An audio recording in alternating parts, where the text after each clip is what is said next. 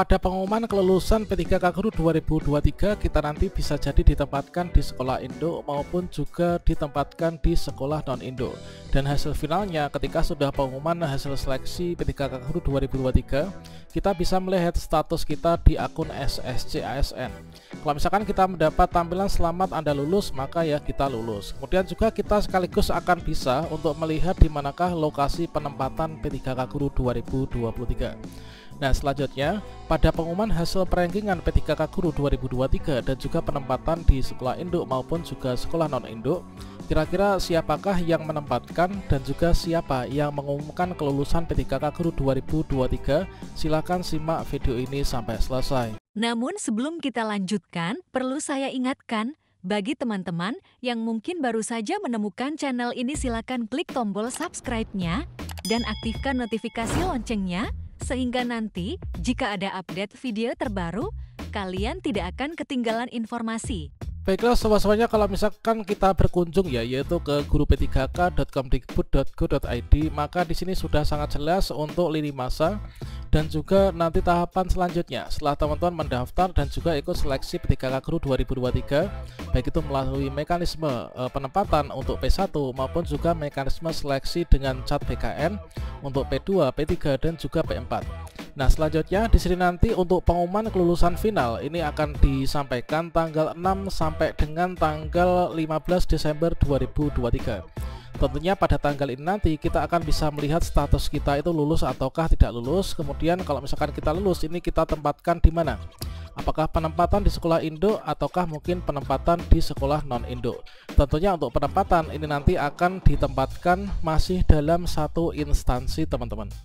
Dan terkait tentang pertanyaan teman-teman di kolom komentar di video sebelumnya, yaitu untuk peraturan Menpan RB terkait tentang pengadaan pegawai pemerintah dengan perjanjian kerja untuk jabatan fungsional, termasuk juga untuk guru, inilah juga termasuk dalam jabatan fungsional, makanya juga akan mengacu pada Permenpan RB ini.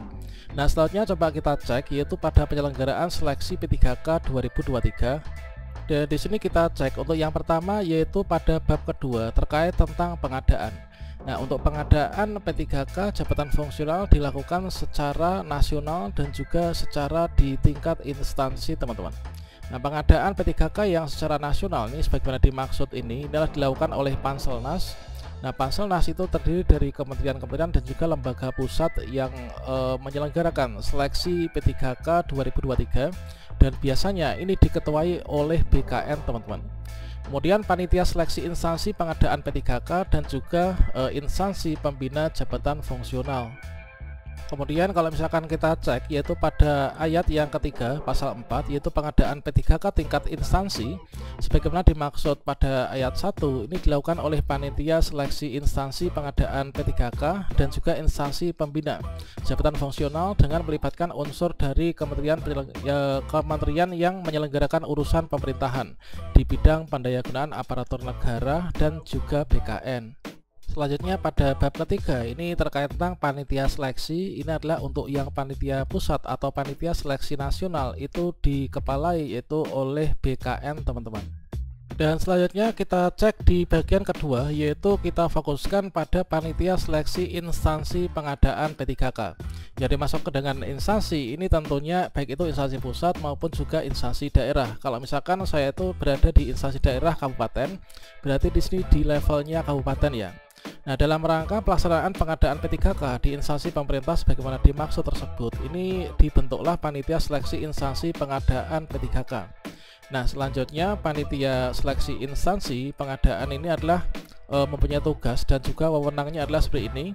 Yang pertama, menyusun jadwal pelaksanaan seleksi, berkoordinasi dengan Panselnas, kemudian mengumumkan jenis jabatan dan yang lowong, kemudian yang dibutuhkan, masa perjalanan kerja dan juga persyaratan pelamaran.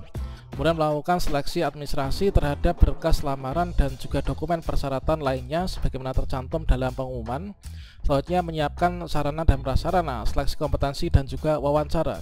Melaksanakan seleksi kompetensi dan wawancara bersama-sama dengan Panselnas. Kemudian mengumumkan hasil seleksi administrasi, hasil integrasi, seleksi kompetensi dan juga wawancara. Nah, dari hasil yang ada pada bagian F ya, ini salah satu wewenang dari panitia instansi daerah atau Panselda, yaitu bertugas melakukan hasil seleksi administrasi, hasil integrasi seleksi kompetensi, dan juga wawancara. Selanjutnya mengusulkan seleksi kompetensi teknis tambahan, ini adalah jika diperlukan ya, ini kepada menteri untuk mendapatkan persetujuan. Jadi mulai dari seleksi administrasi, kemudian hasil seleksi integrasi, kompetensi teknis, dan juga wawancara itu adalah yang mengumumkan ini adalah dari panitia instansi daerah, teman-teman. Nah, sama halnya dengan ketika teman-teman dulu melakukan mengikuti seleksi administrasi, maka yang menjadi verifikator itu kan verifikator instansi kan. Nah, seperti itu. Jadi verifikator instansi, kemudian ketika teman-teman tidak lulus, kemudian mengajukan sanggah, maka hasil sanggahan itu akan diverifikasi ulang oleh panitia instansi, teman-teman. Yang mana dalam hal ini diketuai oleh dari BKD ya, atau BKPSDM. Yang mana kalau misalkan kita lihat yaitu di bagian ke-1 di tahapan pengadaan ya, di pasal ke-11 ini kan untuk tahapan-tahapan pengadaan P3K 2023. Ada tahap perencanaan, kemudian pengumuman lowongan, kemudian pelamaran, kemudian seleksi, dan juga pengumuman hasil seleksi. Nah, pengumuman hasil seleksi selanjutnya yang lulus nanti akan diangkat menjadi ASN P3K, teman-teman. Dan selanjutnya terkait tentang hasil, maka di sini kita cek yaitu pada bagian yang kedua. Nah, di bagian kedua di sini disampaikan bahwa untuk pengolahan hasil seleksi, yang mana teman-teman setelah di sini kita itu mengikuti seleksi kan menggunakan cat BKN. Maka hasil seleksi cat BKN yang ada di komputer itu di sini untuk pengolahan hasil nilai akhir, seleksi kompetensi, dan juga wawancara itu yang melakukan, yang mengolah nilai itu adalah dari ketua Panselnas, teman-teman. Artinya di sini adalah diolah oleh BKN ya. Kemudian setelah hasil pengolahan dari Panselnas, maka dilanjutkan di pasal yang ke-35, yaitu pengolahan hasil nilai akhir sebagaimana dimaksud pada pasal 34 ayat 2 tadi disampaikan kepada ketua panitia seleksi instansi masing-masing. Kemudian tim pengarah dan juga tim pengawas ya secara daring. Artinya setelah dari Panselnas BKN itu mendapatkan nilai kita, baik nilai seleksi kompetensi baik itu teknis maupun juga tambahan plus afirmasi yang ditambahkan dari Kemdikbudristek, maka untuk pengolahan hasil nilai akhir itu akan disampaikan kepada instansi daerah ya.